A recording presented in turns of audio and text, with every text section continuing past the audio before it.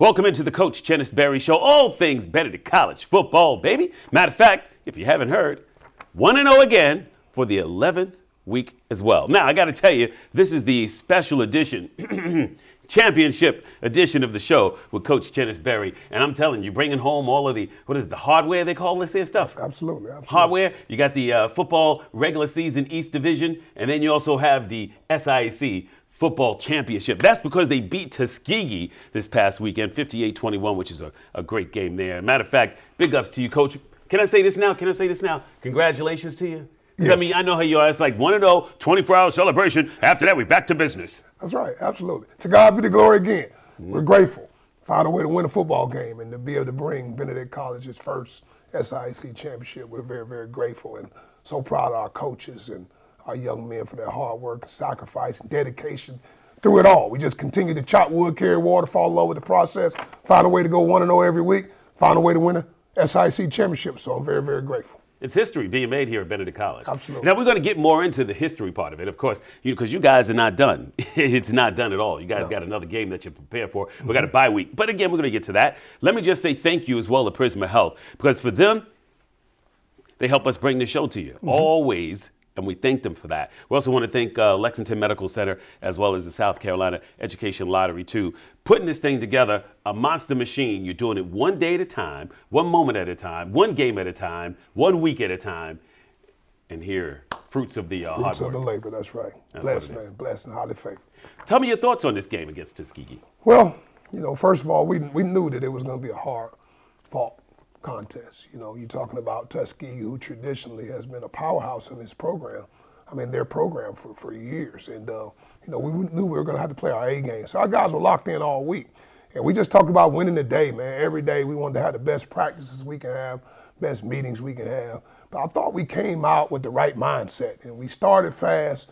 We had a great first half. I mean, we played some really good ball. We started fast, found a way to put the ball in the end zone, play good defense, play good special teams. And I was very, very proud of our entire team and their efforts and finding a way to go 1-0 again.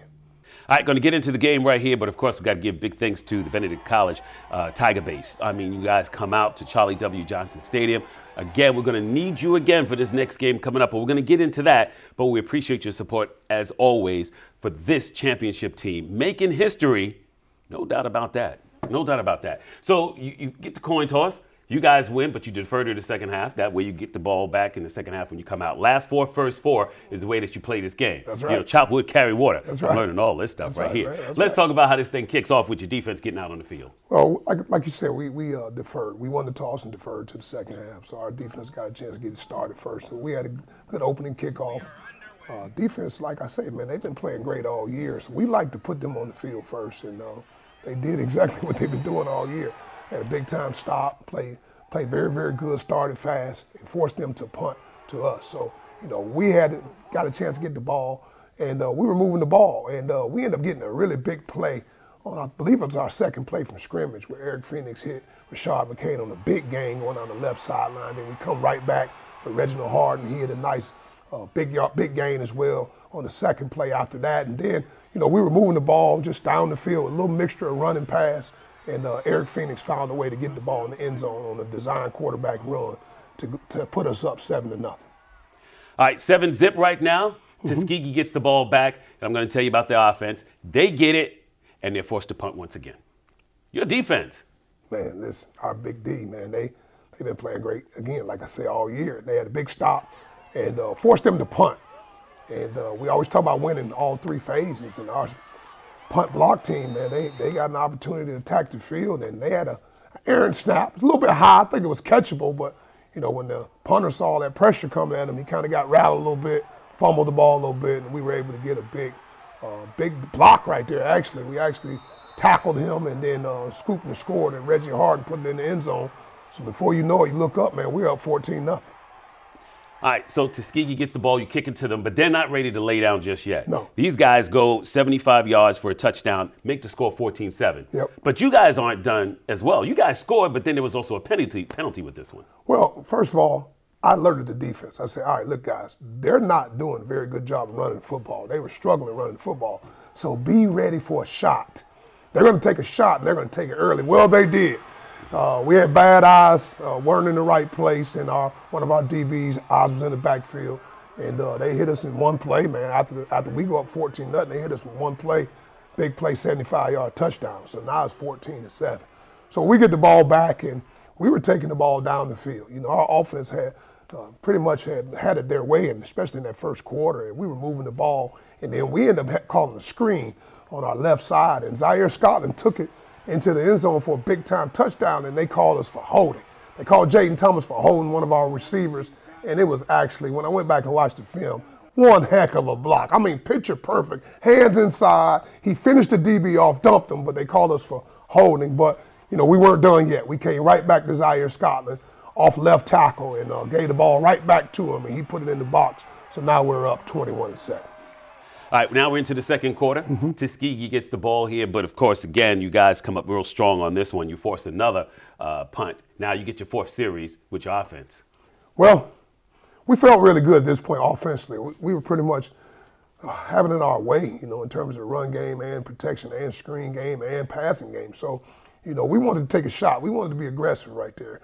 We liked where we were momentum-wise, and we took a shot, play action on first down with Eric Phoenix. Big-time play to Reginald Harden. We have been practicing this play all week. We felt really, really good about it based off the coverages that they were playing. So we got a big-time play. I think it was a 40-yard pass play, which is an explosive play for us. So we were able to get it down, and then a couple plays later, man, we were able to go off tackle to DeAndre Duhart, off our left side, man. He was able to put it in the box for another touchdown. Now we're up 28-7. Tuskegee gets the ball, and again, the game's not over, still plenty of time to play, and they know it. So what they do is go ahead and go 66 yards for a touchdown as well. 28-14. They're trying to hang in this game, Coach. They took another shot. Like I say, we knew it was coming. They were having a hard time running the football. You know, going into this game, they had the top two backs in our league, and our defensive line and linebackers and our front did a really good job of shutting it down, really. So I knew they were having a hard time of generating anything in the run game. They were going to take another shot, and they did. And they hit us on a post play, and I was able to, like you say, we were up now 28-14, but we had the opportunity to get the ball back again, and you know, our offense took the ball down. I think it was 6 plays, 75-yard drive, and we just took it down, like I say, mixing up run and pass. Phoenix was doing a great job of distributing the ball to different receivers and running backs. So Zaire got a couple touches, and you know, we were just moving the ball down the field. So we were able to get in scoring range, and we hit them on a play-action pass on our right sideline. Big-time play from Eric Phoenix to Joshua Gaddy. Now we're up, get another touchdown. We're up 35-14. All right, 35-14. Now your defense has to get back out there once again to do what they do, and they come up strong once again. As a matter of fact, Aaron Miller came through in Tuskegee. It was 3rd and 5. He comes through, gets a sack. Now they're a 7-yard sack on this one. Tuskegee's forced to punt once again. Back to your offense. Well, like you say, our defense came up big again. It was 3rd down to Aaron Miller, man. We got some really good bookends with Aaron Miller and Luba Donales, man. But Aaron Miller was able to come with a big-time sack right there to get the ball back to us, and they had the punt to us. And again, we were moving the ball. We had a nice drive going, and we had one of what we thought was a free play. The defensive line kind of approached the line of scrimmage. We thought they were over. We snapped the ball. Eric Phoenix thought it was a free play. He didn't put enough zip on the football, and they were able to get an interception on us from our first turnover of the game. Yeah, they get the interception, but that's okay because your defense has been stepping up this whole game, and they did it again to force another punt back to you guys. Well, like you say, our defense, man, I'm just so proud of Coach O'Daffer and the whole defensive staff, man. They've been really doing a great job all year, and they've been giving it back to the offense, giving us the opportunity to put it in the box. But we get the ball back, and we're moving the ball again. We feel like if we can generate some points before the half, and like you say, we talk about that middle 8, the last 4 of the first half, and then the second half, we want that first 4 minutes, and that's very, very critical. But we were able to take the ball down the field, and we were in scoring range, and we had a play-action pass where it was actually a RPO, where Eric Phoenix made a good read and ended up hitting Tavian Grice on our left sideline, and Grice put it in the end zone for another touchdown. Now we're up 42-14. You got to be happy with your team and the way they're playing. I mean, 42-14, you're up over Tuskegee, which is a great team. So, but the game's not over. It's still a second half going on. But your thoughts on that first half thus far? Well, I was really, really proud of how we came out. You know, I always talk to our guys about fast starts and finishing even faster. And, you know, we were able to play very, very good football in all three phases, offense, defense, and special teams. And whenever you can be up 42-14 at the half, you like where you are, but at the same time, you got to keep that hunger. You know, stay humble, but stay hungry. And have that mindset when we come out in the second half, we got to come out hitting on all cylinders. And we knew in the second half that we were going to be getting the ball first, you know, because we deferred in the first half. So we really wanted to put the nail in the coffin. But, you know, I told the guys at the half, you know, after I talked to the coaches about our adjustments and what we liked in the first half, what we need to improve on, I just told the guys to keep the guys encouraged. Although we're playing good ball, we can play a lot better, you know, because we as coaches, we always strive for perfection, you know, ultimately at the end of the day. But, you know, we like where we were, but we say a 0-0. When we come out in the second half, we knew we were getting the ball first. But I like where we were offensively, defensive, special team. But we had to come out in that second half and really try to put this game away. And so what it looks like with your first half, your defense was playing strong, your offense definitely playing strong, just as strong because you're scoring on the possessions and so forth. So those adjustments, I'm sure that you made in that second half had to be a little minor because you guys were pretty much playing on the cylinders. Well, we like where we were and we like what we were doing, but we felt like still we were leaving some opportunities out there. Mm-hmm. You know, we don't like giving up big plays, especially on defense. We just don't think that people can just continuously drive the ball down the field. They're going to have big plays to move the ball on our defense, and we gave up a couple big plays that we shouldn't have gave up. So, you know, but ultimately at the end of the day, we were in a good spot. I told the young men to stay hungry, stay humble, come out in that second half unless we had 30 more minutes to find out if we're going to be SIC champs. There it is, your first half, 42-14. We got the second half highlights coming up in just a bit. And again, all this hardware, and we're going to get to how that happened in just a little bit. This is the Prisma Health Coach Chennis Berry Show. All things BC football. Also, big thanks to Lexington Medical Center, as well as South Carolina Education Lottery. Be right back. Prisma Health keeps South Carolina hearts beating strong. As the largest cardiovascular provider in the state and home to the only freestanding heart hospital dedicated to the prevention, diagnosis, and treatment of heart disease, we provide the heart care you need. With more innovative treatments like LVAD, more specialists, and more locations closer to you, we're doing even more to help you be your healthiest you. Prisma Health, the heart and vascular experts. Welcome back to the Coach Chennis Berry Show. Benedict College football, SIAC champs. Get ready. We'll talk more about what's coming up. Can't help but to be excited. This is history right here. Coach Chennis Berry, so glad, of course, you're part of the show because otherwise it couldn't be Coach Chennis Berry Show. That's right. So thank you for being here. Let's get to this second half, all right? Listen, check this. Benedict gets the ball to start this thing off. Slow grind, you have to punt for the first time in the game. Jarrett Eubanks has to come in and do that thing. But that's all right because Tuskegee also has the punt, so your defense stood up at least. Listen, we talk about fast start in the second half. And it was not like we all wanted that to be. We didn't start fast. We ended up going 3 and out that very first drive. We didn't do exactly what we said we were going to do, but that's okay. Our defense came out there, they played good ball, and ended up punting it back to us. That's when we got the rolling, all right? We ended up taking a 13-play drive, 80-yard drive down the field just again, mixing it up, running pass. I think we hit a play with Eric Phoenix to Grice, and then we hit another one with Duhart. And we just mixed it up. I think we hit another one with Eli Watson. We're just taking the ball down the field, mixing up run and pass, and we end up closing that drive out with a touchdown with Zaire Scotland, 1-yard touchdown. So now we're up 48-14. All right, 48-14. You guys are feeling pretty good? Mm-hmm. Feeling great. All right, third quarter still going down. The offense has been lighting up the scoreboard like a pinball machine. I mean, you were pulling out the plays, and they were executing this thing. They were very, very proud of it. All right, so the defense comes up big, forces Tuskegee on the fourth down. Now, they go for it. Tell you what, C.J. Swan, he lit their running back up on this play. I mean, he met him in the hole. And now I'm talking about big-time play by our defense, and that really generated some momentum there because that was a big-time hit right there. Now, hold up. We got to slow that one. Do that one again. Do it in slow motion. There it is. You guys are playing on all cylinders. You're fired up, and you know that this is a championship game, so you have to play like champs. Hey, if you want the ring, it costs to be a champion. We talk about pay to fee. That's on the back of our shirts. That's focus, effort, and execution, and our young men found a way to pay the fee so we can come be victorious and be champions. Offense gets another opportunity to score. Eric Phoenix, he has the ball in his hands. Let's take it from there.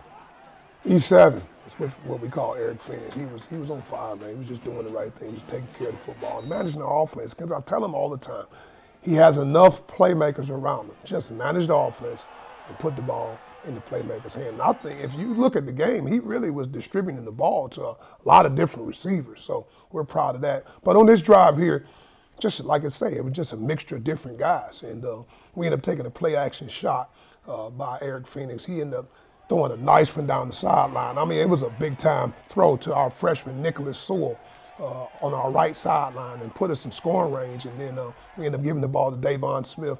And at that point, we were up 55-14. You got to feel a little comfortable. 55-14. We're into the fourth quarter going in now. You see your players on the sideline now getting that little dance move. Can you show me what they do? We just got a little chant. We feel all right in the fourth quarter, so we just get the fours up and let them know that it's time to go in there and close this thing on out. Guys are feeling good. They're dancing on the sideline, the whole 9 yards. You're kicking it in, and the game's not over, but you feel comfortable enough to put some reserves in.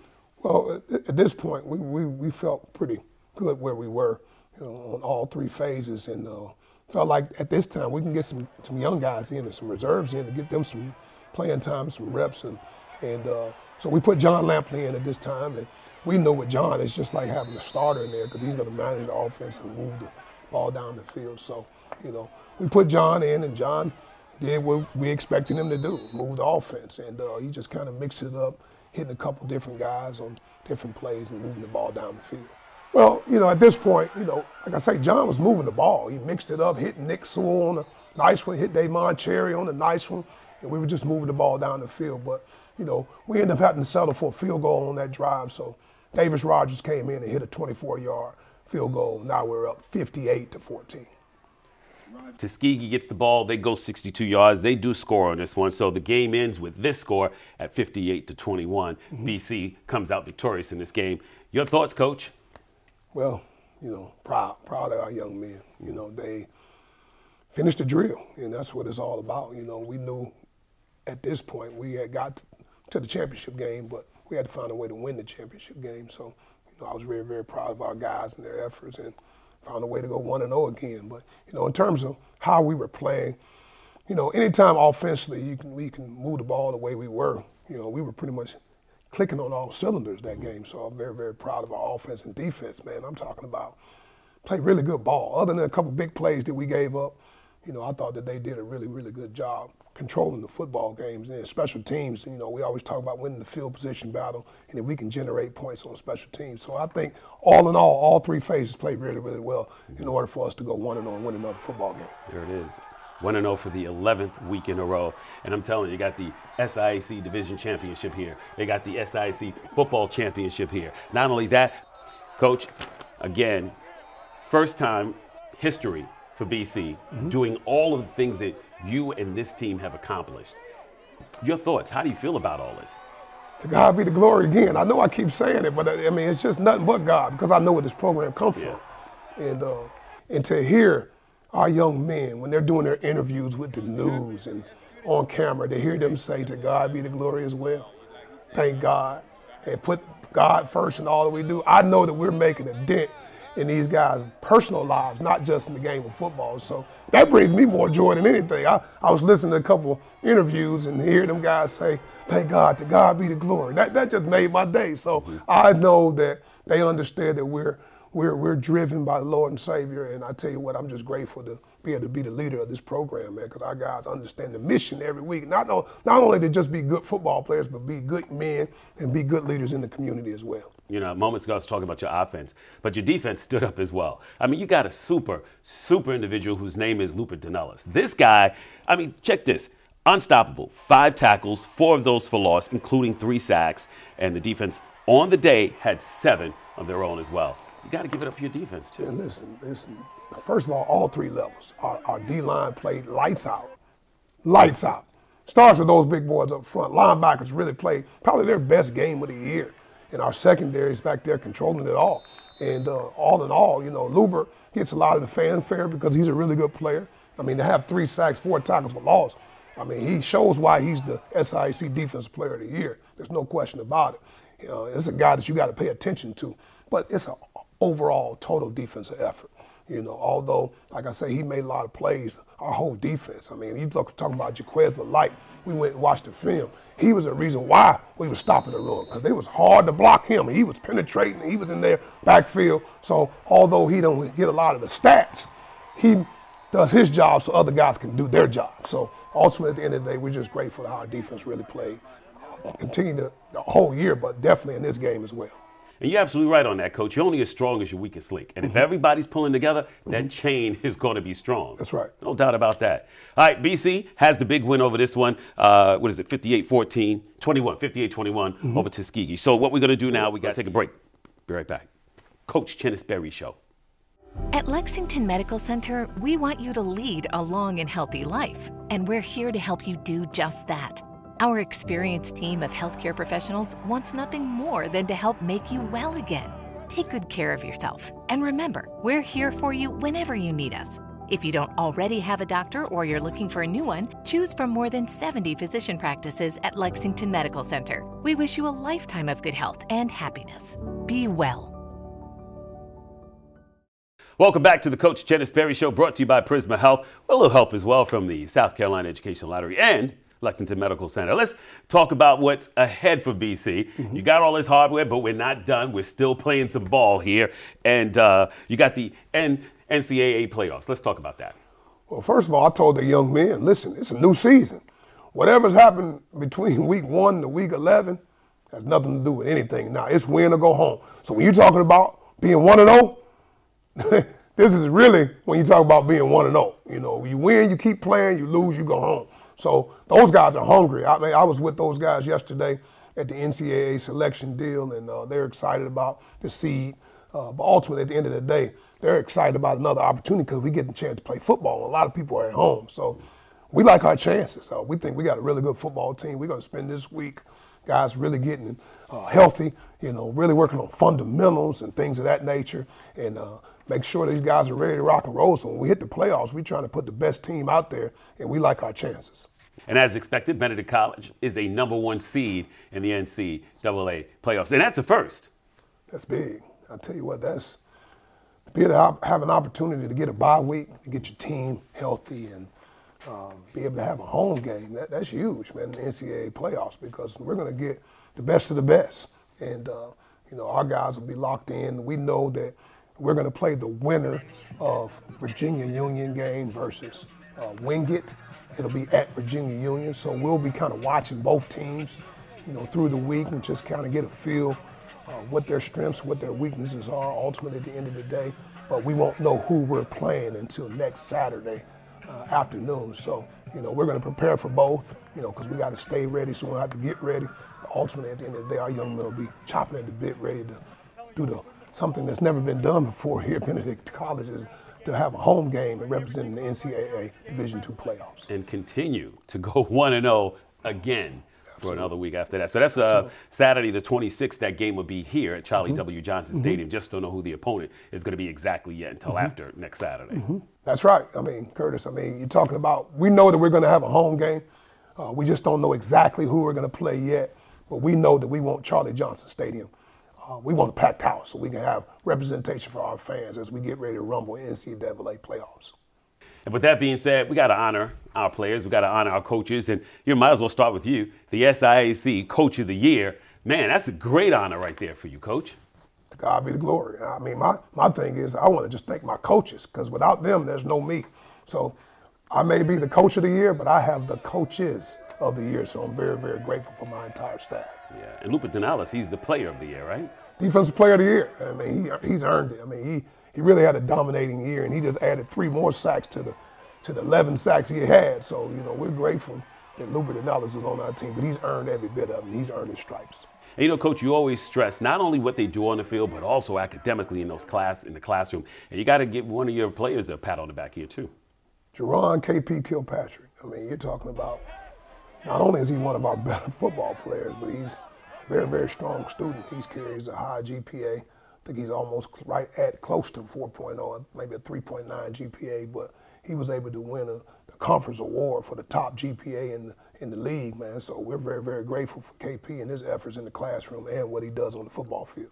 So we say congratulations to Jerron KP Kilpatrick. He has the SIAC Elite Award, so congratulations to you. And not only that, but you know, your offensive line, these guys have been pulling through to protect your quarterback and also make those holes for your running backs. Proud of the Fist, man. The Fist is who they call themselves. And you're talking about, we had 3 young men that made first team all SIAC. And we brought all these guys in to be difference makers. Let's start with Henry Mitchell. He was first team all SIAC. Maurice Campbell, first team all SIAC, and Tyler Pritchett, first team all SIAC. So we're very, very proud of those big boys up front. Now, you know, here's what we do. When we talk about bringing this hardware in, again, it's made possible by those guys being out on that field. And of course, the coaches are coaching them, but those guys actually have to go out and execute. So let's talk about your all-conference team. Well, we're our first team guys, I mentioned those guys earlier, but let's talk a little bit about our second team guys, man. Start on offense with Eric Phoenix. You know, he's second team all-conference quarterback. Did a great job leading this team entire year. And Zaire Scotland, man, he's lightning in the bottom, man. So we're very, very grateful for him to represent the running back room. Then when you're talking about on the defensive side of the ball, you got to start up front with Jaden Broughton. Jaden Broughton was right behind Lubert in sacks this year, so he did an excellent job. And then in the back end, OJ, Elijah Smith, he really did a good job playing safety back there for us and doing this thing pretty much all year as well. Then we talk about our kicking game. We talk about Eubanks. Eubanks is the real deal punter, man. So to see him make all conference, very, very proud of him. And then our kick returner, man. I tell you what, he's been lighting it up all year, and that's Kendall Norman. And it's glad to see, as a freshman, people around the conference know about him as well. So those are the guys that made our all SIAC all conference, and we're very, very proud of those young men. Think big. Something life-changing. I'm talking education. Let's get inventive. Blow things up in a good way. Do it for 20 years? Wake up and education has received billions in funding. Who does all this? If you've ever played one of these or these, that would be you. Yeah, thank you. All right, Coach Chennis Berry Show. I got to tell you, Coach, you have made Benedict so proud. Not only that, but the alumni. You've made the city proud. I'm talking about doing something that has not been done in the history of Benedict College. And since football has been brought back, I mean, you know, you're the cherry on top. Ah, you like that, right? Very good, man. Yeah, that was close. I was trying to get it close. Chennis Berry, cherry. Anyway, Coach.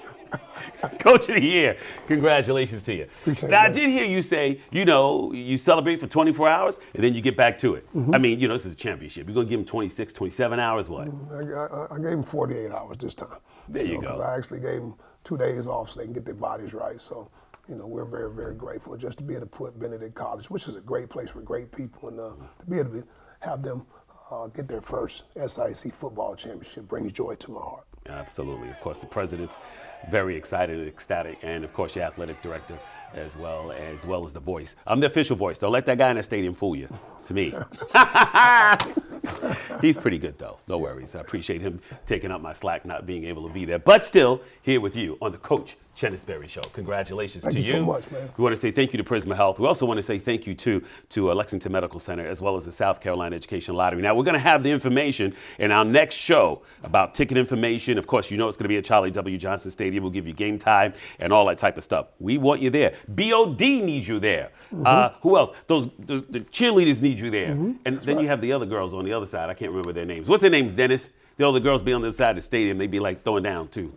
The pom-pom girls, they need you too. But most importantly, the players, they need that support. They need to hear from you when they're out there in that field. Nothing feels good, makes them more excited than to hear the crowd behind them cheering them on when they do something great. That's right, man. Bringing that juice. We That's need what that it is. juice. That it is. All right, listen, Coach Chennis Berry Show, all things BC. Pass this show on to other people. Tell them to watch it. See why. Undefeated. 1-0. 11 weeks straight. Go Tigers. Go Tigers. There it is. Now we're officially done.